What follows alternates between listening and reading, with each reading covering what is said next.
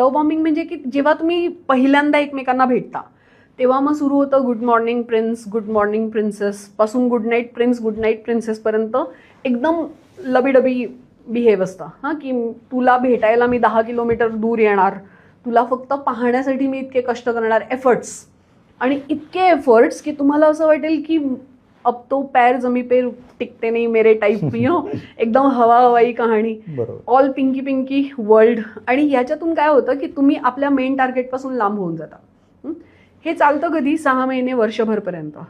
1-1.5 वर्षानंतर काय होतं की मग त्याचं बिहेवियर आहे ना, तिचं किंवा त्याचं बिहेवियर अचानक बदलतं. मग असं होतं की यार मी खूप बिझी आहे यार, तुला काही दुसरं कामधंदे नाही आहे का, सकाळ संध्याकाळ फोनच करत बसायचं, एवढं काय नाही भेटलं तर काय फरक पडतो, आठवड्याभरात नाही भेटलं तर. हां, आणि असं काय होतं की अचानक बदलतो तो माणूस.